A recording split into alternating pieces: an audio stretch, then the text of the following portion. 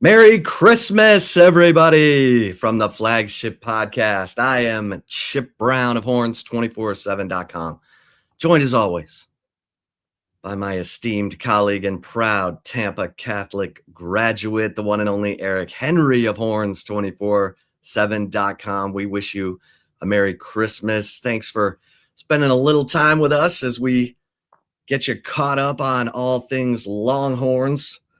There's been a lot of activity. Hopefully you tuned into our special Flagship Podcast, our breaking news Flagship Podcast, when Steve Sarkisian announced the hiring of Will Muschamp as defensive coordinator on the same day that he announced he was letting go of five-year defensive coordinator Pete Kwiatkowski and first year, but previously longtime Texas defensive backs coach Dwayne Akina. Eric, lot going on. We got Texas basketball, men's and women's, and of course some take it or leave it. How are you doing? Chip Brown, we are 2 days away from Christmas. It is the holiday season. I am indeed in the holiday spirit. I don't sound as if I'm in the holiday spirit. You sound a little... It's that time of year where, all the travel and everything catches up to you. So I'm a little nasally. I don't sound like I'm in the holiday spirit, but I am indeed in the holiday spirit. I'll be making my way back home to Tampa tomorrow after we tape this, 1 day ahead of Christmas. So thrilled to get a chance to spend Christmas with the family there, and thrilled to provide another hour or so of infotainment to the folks here on the Flagship Podcast. That's right. And then I, too, will be joining you in the great state of Florida as Texas prepares to – a scaled-down Texas prepares to take on a scaled-down Michigan. I don't know. So far, Michigan only has 3 opt-outs, Eric. Texas has 9 and counting, it seems, but we will get into that. So yes, we will be in Orlando for our show next week. Yeah, we'll have a show before the game, before the New Year, the New Year's Eve. But we hope everyone is having a great Christmas week. Hopefully you're around friends and family. And if not, hopefully you're, roasting some chestnuts over an open fire or something. We've already discussed this with Eric. He has never roasted chestnuts over an open fire. Do they even have fireplaces in Florida, Eric? Chip, what's funny is they do. One of the early homes that my father had a fireplace, but it's just for show. It's more or less just for show, especially if you're gonna, where I'm from, which is, I've said this to Chip, I'll say it for our audience super quick. Kind of the line of demarcation is like Orlando South, as far as like, if you're ever really going to get any cool weather, Orlando kind of will dip into the 40s, but Tampa, not really. If you're in Tallahassee, sure, right? A need for it. But in Tampa, it's just decoration. It's just for show. Okay. Were you ever on the show Siesta Key? I was never on it. I am familiar with the show, but Siesta Key is about an hour southwest of where I'm from. Yeah. Okay. Yeah. I was scrolling through, they throw things up on your screen, and there was this thing, Siesta Key. And I was like, what is that? And lo and behold, it's a key right off of the coast of Tampa, St. Pete. So there you go. There's a little trivia that is completely derailed us from where we're headed. But we will be in Florida providing extensive Cheez-It Citrus Bowl coverage as Texas takes on Michigan in a third ever meeting. And of course, they will meet again in 2027 in Austin, but that will happen on December 31st, 2:00 on ABC. Eric, let's start with Steve Sarkisian talking about his hire of Will Muschamp. You and I have both written extensively about this move. It was a bit of a stunner. Kudos to Steve Sarkisian in Texas for keeping this one bottled up and ready. This is a Chris Del Conte special, by the way. Chris Del Conte, who doesn't like to announce coaches are leaving until he has the next coach in place. And that's exactly what happened last week when Texas announced on Thursday that Pete Kwiatkowski and Dwayne Aquino were being let go and Will Muschamp was being hired. And Steve Sarkisian had some interesting thoughts on this. Why don't you give me your thoughts on his thoughts? Yeah, listen, I'm not going to spend, 10, 15 minutes talking about this again, because we covered a lot, as Chip said, when we went live after that news that, there are very few things that we're going to go live for. There are going to be some, recruiting announcements and, certain things, just give it that. That's just a little teaser, Chip. Reason for the folks to make sure they stay plugged into the Horns247 YouTube page, right? So we're going live, but that was certainly something worth going live for. So we spent a lot of time talking about it. I spent a lot of time talking about it, but I'll kind of quickly summarize it here. Okay. So in the, hours and days post the announcement that Pete Kwiatkowski would no longer be on the staff and Will Muschamp was hired, I wrote, and some of the reaction on the board, and I'll say some, won't say all, on our Horns247 message boards were that of me being down on the hire or being, hating on the hire. Neither of which are true. It makes no difference to me who Texas defensive coordinator is. I will be there to cover the games and the press conferences regardless. However, I do think there's room and there's nuance to scrutinize not necessarily the decision, but the reasoning for it. To be clear, I don't necessarily have an issue with the decision. It's not as if Steve Sarkisian let go of Pete Kwiatkowski and decided to hire, I don't know, Rich Kotite. There's a dated reference, right, as defensive coordinator. I don't even know if Rich Kotite was a defensive guy. I'm just thinking back for a second here, right? Like it's not like he just hired anybody. He hired someone who has a track record of success as a defensive coordinator. However, when you step in front of the mics, and to be clear, and Chip has done this for a long time.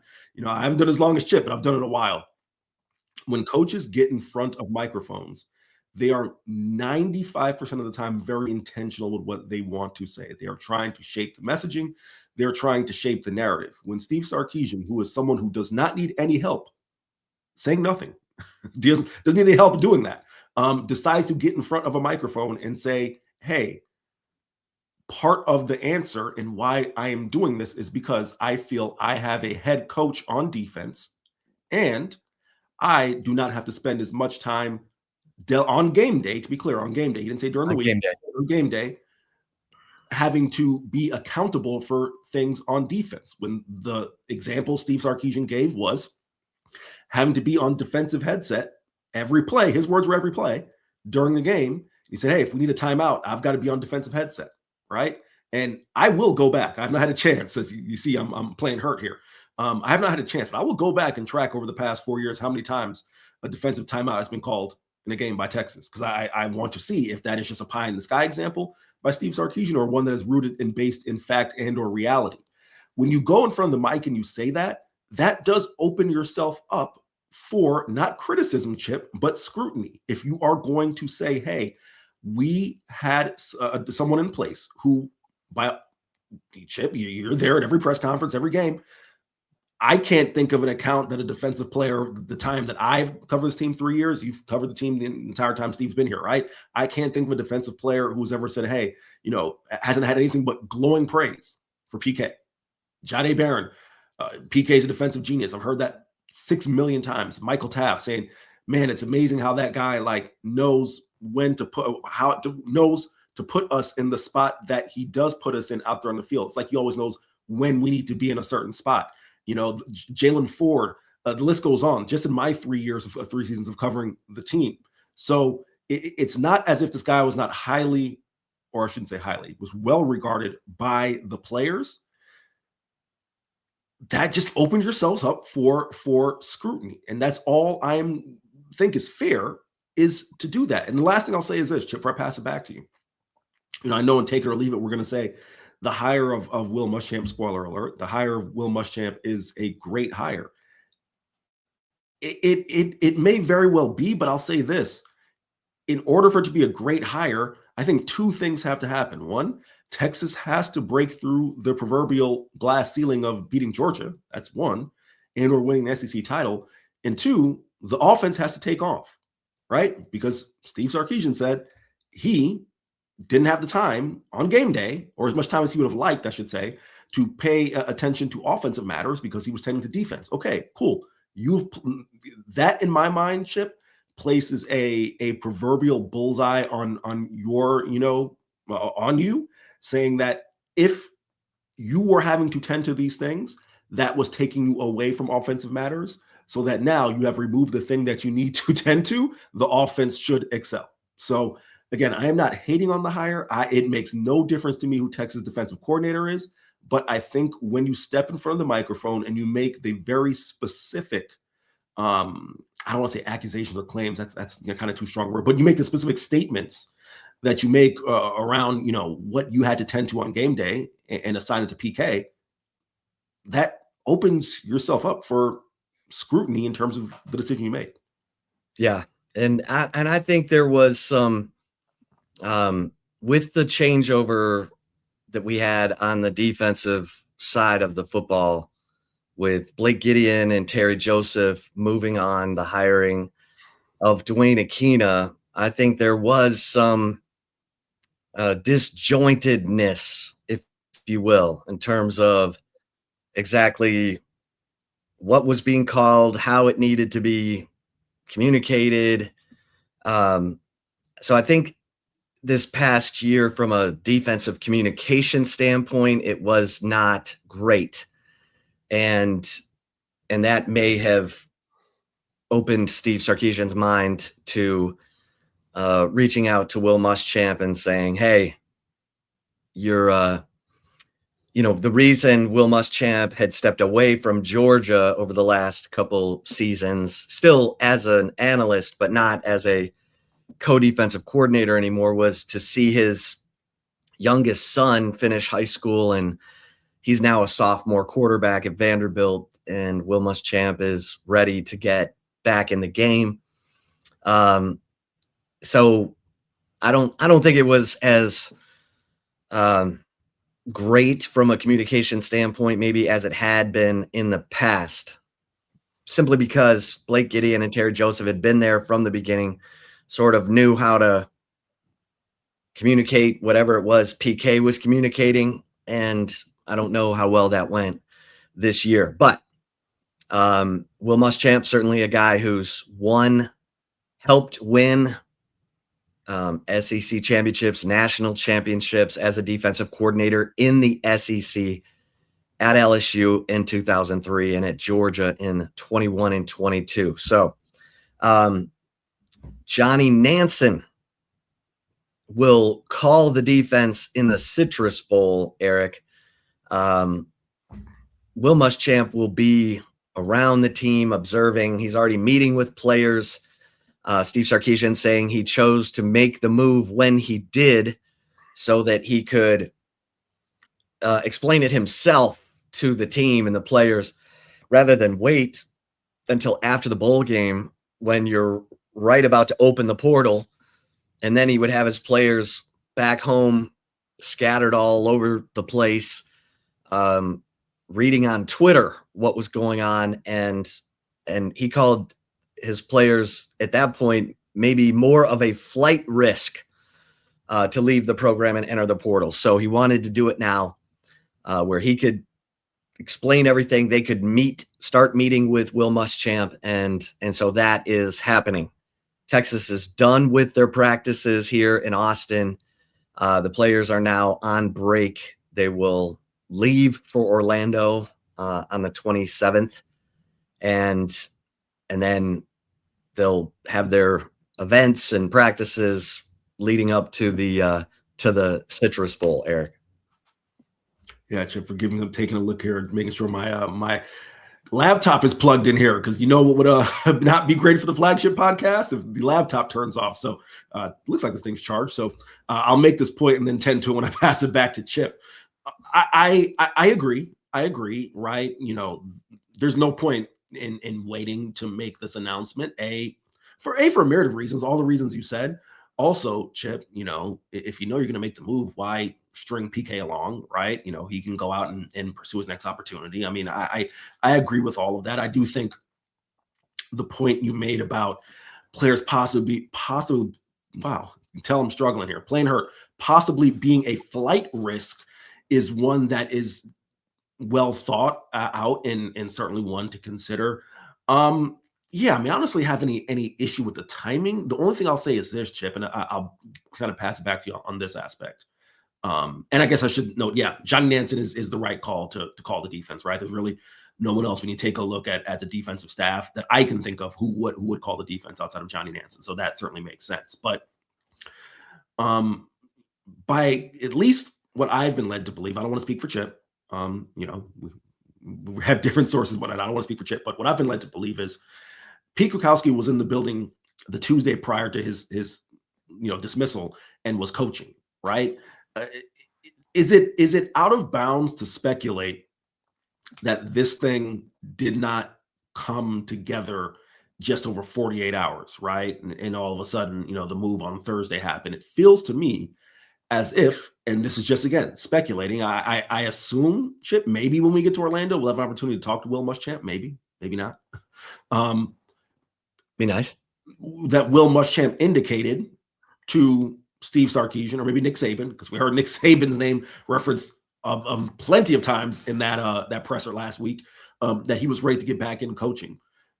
Is it out of bounds to speculate that, hey, I am ready to get back in coaching and I would like to do so at, the tip top level? And is there a landing spot for me, Chip? Is that out of bounds, or is that fair? That Will Muschamp might have sniffed around. Yeah, that Will Muschamp may have sniffed around, and that this didn't just seemingly come together in a 48-hour time span. Or that maybe Nick Saban made a call to Steve Sarkisian. I don't know that. Either way, like you said, Nick Saban's name was mentioned repeatedly by Steve Sarkisian. He said, there's no one I respect more in our industry than Nick Saban. And so, it sounds like, there was some Saban influence in there somewhere. So yeah, I think that's plausible. We'll see if there's any more to that story or not. But yeah, we know that Steve Sarkisian was taking really good notes during his 2 years with Nick Saban in Alabama. Eric, we've got, and we mentioned Texas taking 65 players to the Citrus Bowl. We'll get into all the players who will have a chance to showcase their skills in next week's Flagship Podcast episode. But right now, a couple more declarations by Texas players. DeAndre Moore Jr., wide receiver, has indicated that he will enter the transfer portal when it opens on January 2nd. And Malik Muhammad, junior corner for Texas, who had a good season, a couple of interceptions against Oklahoma, is entering the 2026 NFL draft. And those we've speculated on if you've been following the Insider. And these are not surprises, but they are now public, Eric. DeAndre Moore, this is a blow, I think, because he's one of those guys who's willing to lead. And he had the highest connection rate of Texas's top 5 pass catchers. When I say connection rate, receptions compared to targets, he had a 77% completion rate. So even as Arch Manning was going through his growing pains and the offensive line struggles, Arch Manning was connecting with DeAndre Moore, and Moore had 4 touchdowns. He had 3 drops, and a couple were critical there toward the end of the season.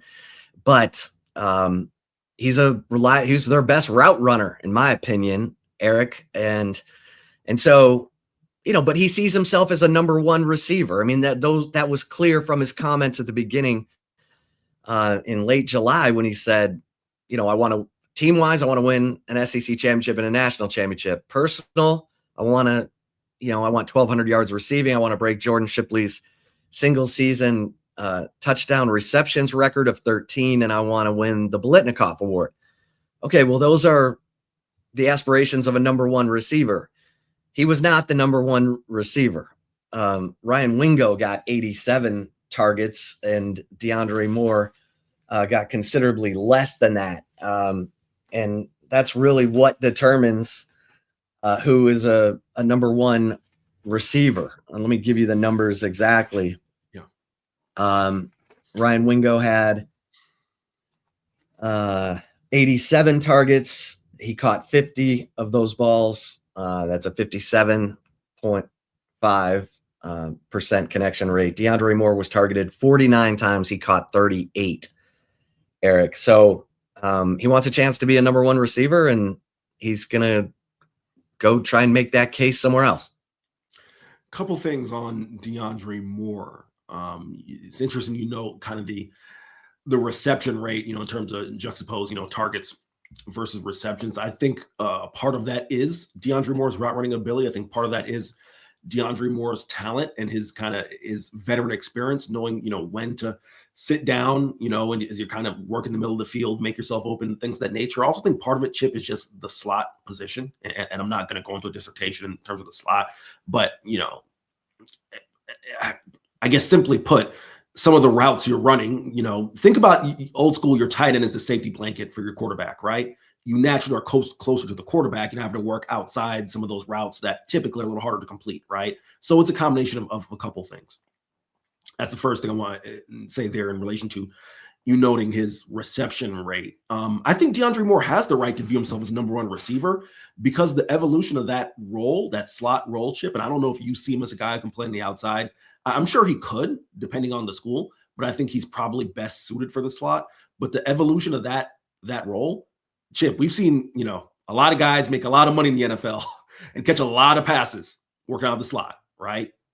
Look at the New England Patriots, under Bill Belichick for a decade, right? So there is, and I guess the reason I mentioned that is because I wasn't here in 2021 or 2022, but I know Xavier Worthy was here in 2021 and 2022. I don't know that the slot receiver is ever going to be the number one target in this offense, right? It's still a little more traditional in the sense that it's that outside guy, right? Even when Jordan Whittington was here, it's a valuable spot in the offense, right? Because you're asked to do a lot of things, block, not just in the run game, but, in perimeter blocking with the screens and things of that nature. So it's a pivotal spot in the offense, but I don't think it's ever going to be that number one receiver type spot in an offense in which you can go somewhere else and you could possibly be that. Well, like for instance, Tom Herman's offense, the slot receiver was the most targeted receiver. And so, you're right. It varies from offense to offense. No, I appreciate you making that point because I didn't cover Texas when Herman was here, but I appreciate you making that point for Horns fans so they can draw the correlation there. So yeah, I think that kind of summarizes it with DeAndre Moore. I think moving forward, Chip, and again, we'll get into some of the guys who can possibly benefit from this, but my brain wonders, Chip, is this possibly another opportunity for a Ryan Niblett where maybe if you want to work different guys in the slot, right? Because we haven't seen Niblett kind of take on the blocking duties that come with the slot in this offense, but and this is kind of what I want to bounce off you. You and I have talked, and hopefully I'm not, divulging anything you wouldn't want out there. You and I have talked about how what seemingly was missing, or one of the things that was missing with this offense was the Jaden Blue factor, in the sense that you have a home run hitter, right? But someone who it doesn't have to be a carry out of the backfield. You can get him that perimeter screen, and because of his dynamic athleticism, he can do things with it, right? I guess that's just, again, I'm throwing out a hypothetical here, but that's just another place where my mind went when the news came out, Chip. Yeah. Yeah. And I think, Ryan Niblett is not the most physical guy. And so when you have a smaller guy, kind of like a Keelan Robinson, it gets harder to work them into the flow of the offense without the defense saying, okay, hey, 21's on the field, he's getting the ball. And that's the challenge for Steve Sarkisian. So we'll see how he can dress that up. But as far as who could replace DeAndre Moore, Emmett Mosley the fifth played slot at Stanford. So he's a guy who can play inside and outside.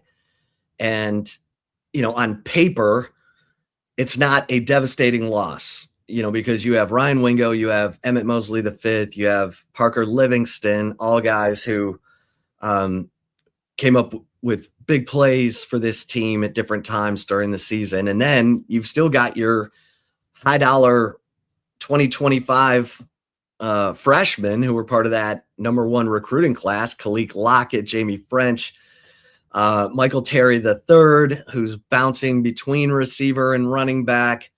But those guys, were paid like everyday players, and they really haven't had an impact yet. If anyone, it was Dalen McCutcheon, the least, the lowest rated of the receivers who came in with that 2025 recruiting class. I mean, he had 6 catches, 70 yards.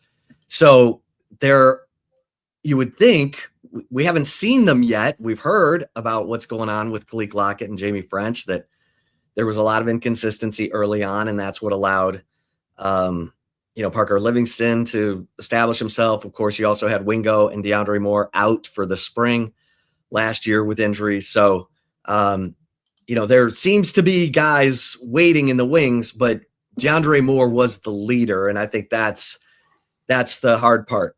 It's hard to replace leadership, guys who are going to hold everyone else accountable, make sure that everyone's working to the standard of the program. Ryan Wingo's really not that guy. Parker Livingston is. We'll see if he's ready to step up in that role more so. So we'll see. The other one, Eric, obviously, Manny Muhammad, not the best finish to his season a year ago. Had some struggles in that Arizona State game. He got turned around on the Cam Scadaboo pass.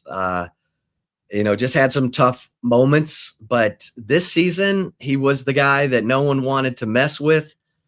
You could argue his absence from the Florida game with kind of a late scratch hamstring, contributed mightily to the loss to the Gators, because Kobe Black struggled in that game in one-on-one against Dallas Wilson and gave up a couple touchdowns in a 29-21 loss. Your thoughts on Manny Muhammad moving on? Yeah, I'll actually be kind of quick on this one. I think some players, unfortunately, you kind of get married to the concept of three and done, right? Some guys just aren't 3 and done. Some guys need to come back for that 4th year, right? Manny Muhammad was someone I was kind of curious of to see if he could kind of put it all together, because especially at corner, if you want to be a top guy, a day 1, day 2 guy, first round, second or third round, you really got to put it all together, right? And I think Manny views himself, on the higher end of day 2, maybe day 1 than anything else. I felt like he did that. You noted that Florida game, Dallas Wilson certainly took advantage of Manny Muhammad not being out there that day, that swampy afternoon in the swamp, no pun intended. So, yeah, I do think Manny Muhammad, more or less, I think, outside of a Jade Barron-like Jim Thorpe award-winning season as a senior, his stock is where it needs to be, and he's making the right decision by going pro.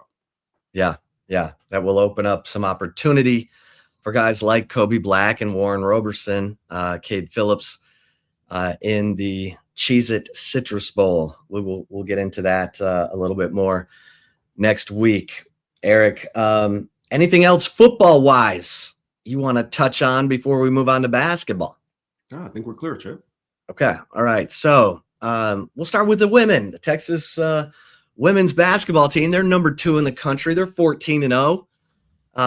And they got good news, and then they got some bad news, but we'll get into the fact that the Texas women went on the road to play perennial mid-major power South Dakota State. This is a the 5-time defending champion of the Summit League. They've got the Summit League Player of the Year in Brooklyn Meyer, who put on a show against Texas.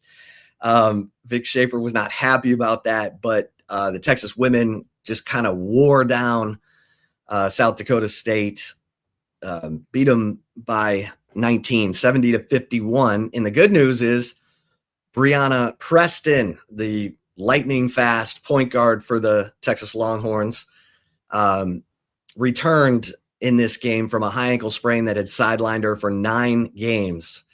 And I think Vic was probably kicking himself for waiting until the fourth quarter to give her extensive minutes, because she scored 9 points in the quarter on 4 of 4 shooting. She had, a steal, rebound. She was electric out there. She had a 3-point play in there as well and helped to extend that lead in the fourth quarter. But Texas was without sophomore Justice Carlton, who suffered a minor shoulder injury, I'm told, so she won't be out long.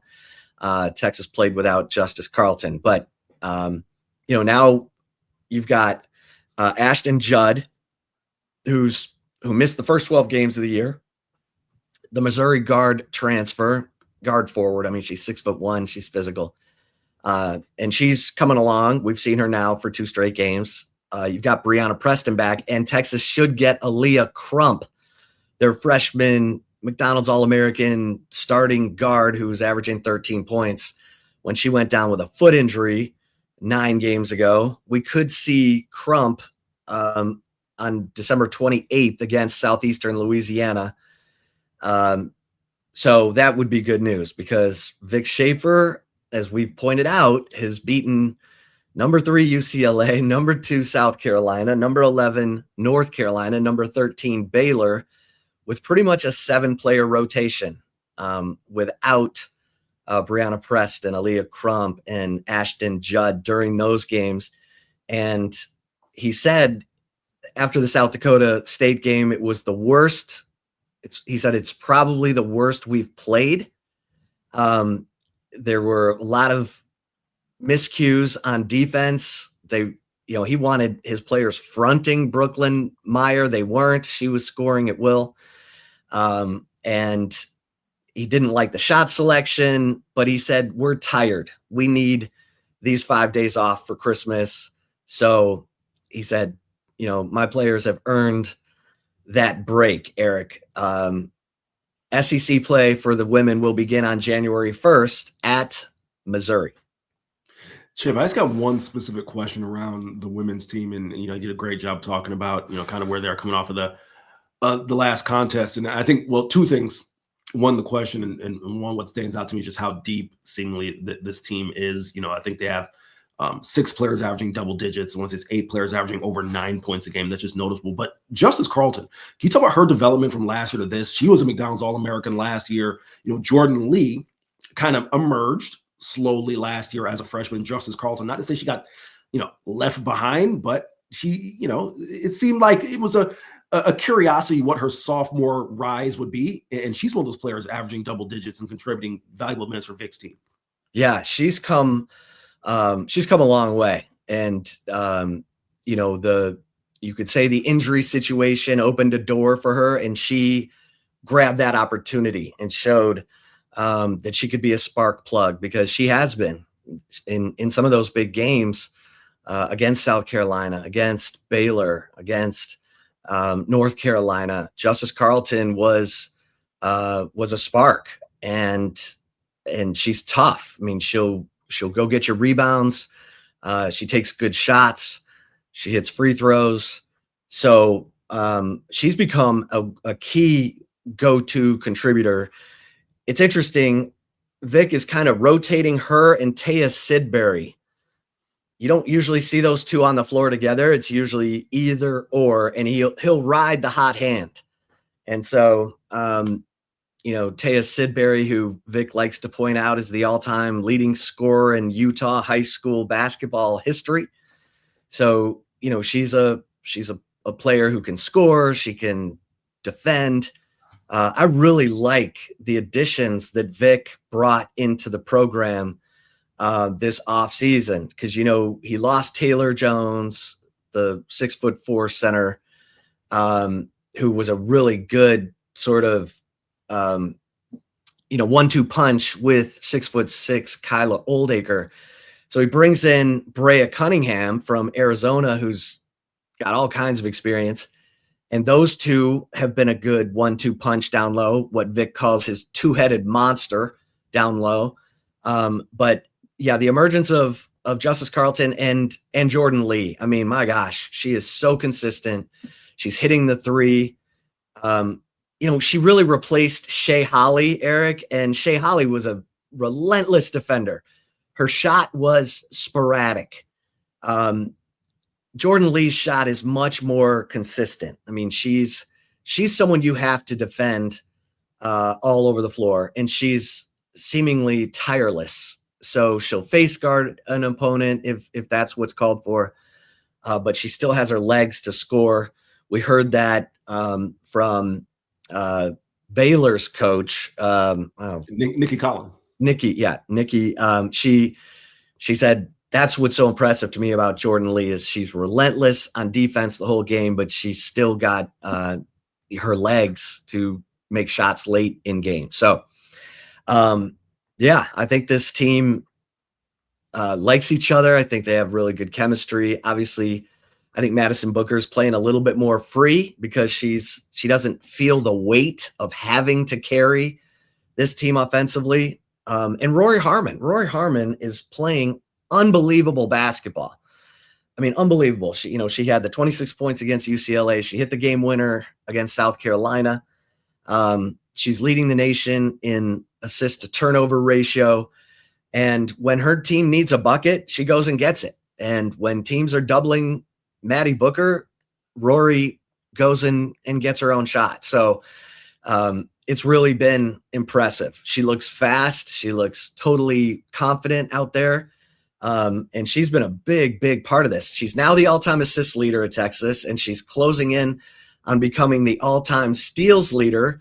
And she crossed over the 1,400 career points line. And so now she joins Caitlin Clark, Sabrina Ionescu, and Georgia Amour as the players to have 1,400 career points and more than 800 assists. So kudos to Rory Harmon. Eric, the Texas men, you were down there at the Moody Center last night watching the men take on Maryland Eastern Shore. It got a little chippy. We saw some pushing and a shoving with Declan Duru.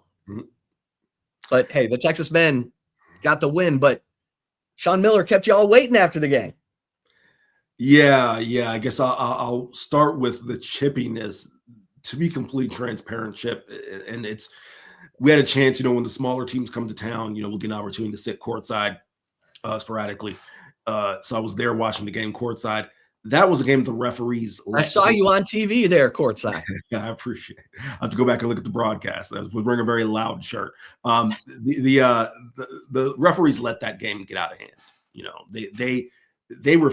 What's wild, Chip, is I want to say 40 fouls were called. Remember? Yeah. Look at here. 29 on Maryland Eastern Shore. No, so 48 fouls. Oh, God, yeah. 40. Texas shot 42 free throws, and Maryland Eastern Shore shot 21. 48 fouls were called. However, not many of them were called in the first half. The foul rate in the second half rose because the refs just let a lot of physical. There were times where Modest Vocatitis got hooked. There was just a lot of chippiness that they allowed. So in the second half, when they started calling it tighter, it was like, what's going on, right? Declan Duru kind of throws a little forearm shiver, the true freshman, the German, a little forearm shiver there. And then, some things happened. Nothing that got out of hand. But the major storyline around this game, for those of you watching, listening, and for my colleague Chip Brown, is this is another game that Texas did not defend particularly well. They allowed 50% shooting from three in the first half, 6 of 12. Now, it tightened it up in the second half. Maryland Eastern Shore went 0 of 3. But overall in the game, Chip, both halves, Maryland Eastern Shore. And just for those who need a refresher, you're like, who is Maryland Eastern Shore? They were 4-12 entering this game. They're a team that lost, and I want you to hear this score correctly: 94-29 to Georgia. 94-29 to Georgia. That's an SEC foe. Yeah. See, Chip didn't know. That's Chip. The face that you just made. Thank you for doing that on the air. Yeah, to Georgia. That sounds like an 8th grade girls score. That's an SEC foe. Okay. So the fact that Maryland Eastern Shore came in and had more points at the half than they accomplished in a 40-minute game against Georgia, that left Sean Miller rather upset in the post game. Just to give you the numbers here real quick, they shot 46% from the field overall, 25 of 54. End of the game, 40% from three, as I mentioned, 50% in the first half. Right. So that is not, and I'll also throw this out before I get to Sean's post game. Their best player is a guy 6'9" forward. What's his name here? Joseph Lecondro. Chip, a classic stretch four. 6'9", 225, catch and shoot. You know what he's going to do. He knocks down 3 of his first 4 attempts from 3, right? It's like, that's the thing that Sean Miller is trying to coach this team out of. And the only reason Lecondro didn't get more opportunities because he had a tech and was called for a personal at the same play in the second half, which left him on the bench for the majority of the second half and then quickly picked up his 5th foul, right? Otherwise, I'm not saying Texas would have lost, but they might still be struggling to defend the 3.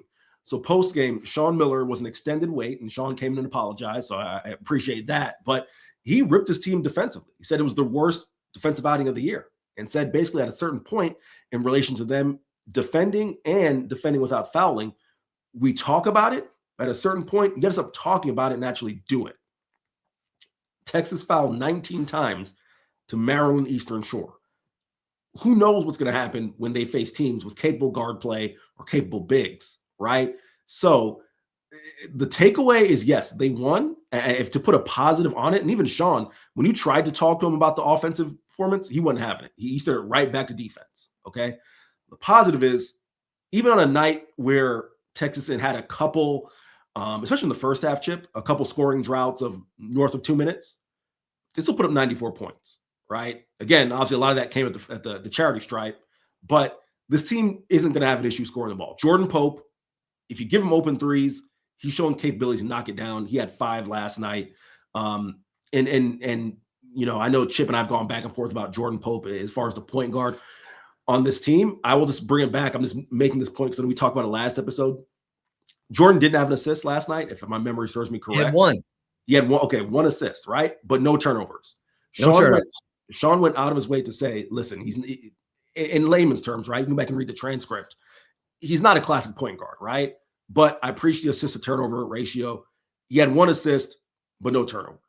That's about as good as what you can ask from Jordan Pope as your point guard for this team. If he can come and knock down a couple threes, keep the ball moving, not turn it over, that's about as good as you can ask. So, that's kind of the storyline coming out of Moody last night is this team has to find a way to defend better. And again, they did against a Maryland Eastern Shore team that was 4-12 entering the game. And I mean, they have some, again, I mentioned it, 94-29 to Georgia. They got a couple ugly losses here, 82-53 to Virginia Tech, 84-60 to Virginia. They got 84-45 to Creighton. So that wasn't a good team that Texas faced last night. Yeah. Wow. That's good stuff. Matas Vokatitis went to the free throw line 21 times. He hit 14, Eric. So I don't know if that's, it's good that he went to the free throw line 21 times. You said you were sitting close to the Maryland Eastern Shore coaching staff. You could hear him telling the refs, we know they're just going to send Vokatitis to the free throw line. To be clear, Cleo Hill Jr. is the coach of Eastern Shore. He was saying to us, he's like, how many times he got to lay? Is he at 40 yet? Because we know that's the game plan. So, they were very vocal about that. What is next for the Texas men? Mississippi State, Chip, SEC opener. Okay. We're through non-conference play. So keep an eye out at horns247.com. We know obviously it's football season, and football season never ends, especially here at horns247.com. But I'm going to give, just a little bit of a refresher for those of you who may have been immersed in football in the portal. We'll wait after Citrus Bowl week, and then I'll have a couple stories up before the third as far as, just kind of how this team got to this point, and in my opinion, why they can win and why they can't win. Just kind of summarizing what you've seen through the first 12, 13 games. Yeah, right now they feel like a NCAA tournament bubble team. But we'll get into that. All right, Eric, you ready for some take it or leave it? Indeed I am, Chip. All right, well then don't go anywhere. Everybody's favorite part of the show, take it or leave it, is next. Welcome back, everybody. It is time for everybody's favorite part of the Flagship Podcast. Time for a little take it or leave it. Eric, I don't think we had any scoreable points from last week, so let's get right into this week's take it or leave it. Yep, we'll jump right into it. Take it or leave it, number one, Chip. Here you are. Take it or leave it, number one. Will Muschamp was a great hire as defensive coordinator, Eric. Take it or leave it. Chip, I am taking it. Hopefully you are still there because I'm seeing some internet issues. I hope it's not on my end. Hope it's on your end. So we're just going to keep going as if you can hear me, and we'll figure it out in post-production, right? I think I got you there again. So, Chip, I'm going to just go through and answer it here. And again, we'll figure it out on the back end. It will be a great hire if Texas accomplishes all of the things that Steve Sarkisian outlined in his press conference, which are beating the top 4 or 5 teams in the nation. And he said there is a style that you need to play in order to beat the top 4 or 5 teams in the nation. I would make the argument, again, he's not talking about competing in the SEC. He's talking about being the top 4 or 5 teams in the nation. I'd make the argument that this year, the offense didn't exhibit a style of play to beat the top 4 or 5 teams in the nation, but I digress. If Will Muschamp is able to take this defense, make it better, get the most out of Colin Simmons. I know it sounded like I was down, quote unquote, on the hire. I don't care, who they hire. I do think Colin Simmons can benefit from this. I think he's a player most should benefit from this, and allow him to reach the preseason level that he set for himself this year. And here's the caveat, Chip, that the offense also improves because Steve put that bullseye on him. If those two things happen, then it was a great hire. What says you? Yeah, I'm gonna take this as well. I think it was a bold move by Steve Sarkisian to take a defensive coordinator who'd been limiting opponents to less than 20 points per game for the last 3 seasons and say thanks for the memories. But the thing about Will Muschamp, obviously, I mentioned it earlier, he's done it at the highest level at SEC programs in the SEC. But the thing that really stuck with me too was talking to some of his former players at Texas, guys like Henry Melton, who moved from running back to defensive line. And Henry Melton basically credited Will Muschamp with turning him into an NFL player. I'll just read Henry Melton's quote. He said, coming from offense, I was buried in the depth chart on defense after switching from running back. Everything was new, reads, leverage, technique, and he broke it down in a way that let me play fast and trust my athleticism. He was huge on fundamentals and accountability, but he also gave me confidence and let me know he believed in me early. That belief mattered. He pushed me hard, but he also put me in positions to succeed, and that helped accelerate my growth and ultimately set the foundation for my career on defense. And Emmanuel Acho, who played linebacker for Will Muschamp, called Muschamp the greatest teacher of defensive football that he had ever been around, and credited Muschamp with taking a 3-star like Emmanuel Acho and turning him into an NFL draft pick. So, yeah, I'm gonna take this, Eric. Hopefully, like I've said, Will Muschamp is still as dialed in and motivated as ever. I can't imagine him being any other way than, super intense, super aggressive.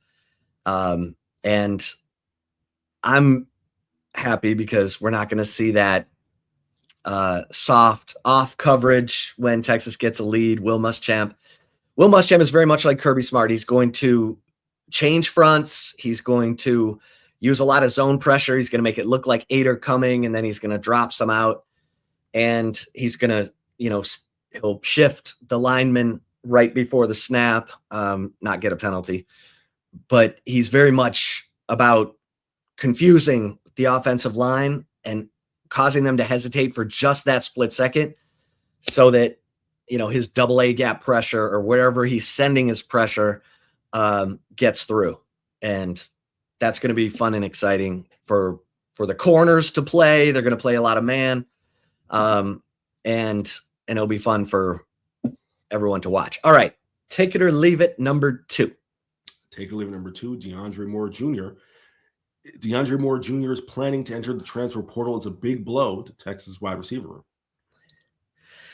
I'm going to leave this. I'm not going to say it's a big blow. I think it does hurt to lose leadership like DeAndre Moore Jr. He was a good player. I mean, he's a good player, and he's going to get a chance to maybe showcase his desire to be a number 1 receiver somewhere else. I'm going to leave this. I don't think it's a big blow. I think it's a blow. But I think they have guys who can step in. We'll see if they have the leadership. Emmett Mosley V, I think we saw some really bright spots from him as the season went on. Obviously his huge performance against Mississippi State. And so I'm going to leave this, Eric. I think it's a blow, but it's not a big blow. What say you? Yeah, I'm going to agree with you. I'm going to leave it. And this isn't to downplay or denigrate what Demo brought to the team as a leader. We've heard whether Sark or some of the other guys all talk about what he brought in that regard. But speaking purely on the field, like you, I am high on the possibility of Emmett Mosley playing in the slot. I think you get an even bigger body in the slot. Emmett Mosley's a physical type player.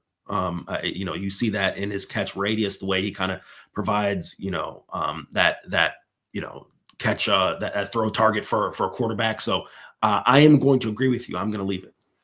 Okay. Take it or leave it. Numero tres, Eric. Texas being a 7.5 point favorite. Texas opened as a 4.5 point favorite against Michigan, but then the Sharon Moore Chronicles unfurled, and Texas surged to a 7.5 point favorite. So Texas being a 7.5 point favorite against Michigan in the Citrus Bowl sounds about right to you, Eric. Take it or leave it. Yeah, no, I'll take it. You talked about it, the nail on the head. I think the level of dysfunction going right now in Michigan, they haven't had a ton of players leave, right? There's that, but just everything going on. And Biff Poggi certainly is someone who has, dealt with dysfunction in his career, in terms of his time at Charlotte and this, that, and the other. So, they have who they believe can stabilize it at least for a few more weeks, and then we'll see what happens moving forward. But no, I think this is about right. Chip, what says you?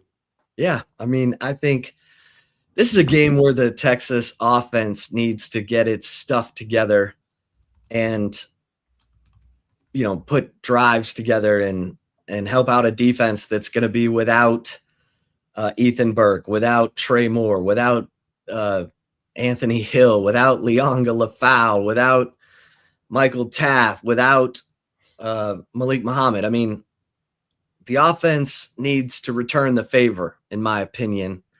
And if they do, then yeah, I'll take this as well, because these bowl games, Eric, are all about the team that wants to be there.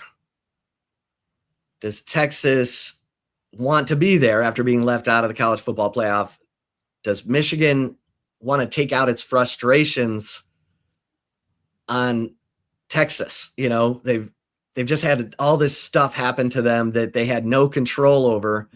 The one thing they can control is what they do on a football field. I'm sure they'd love to shut everybody up about all the just salacious stuff going on around their program right now, but that will remain to be seen.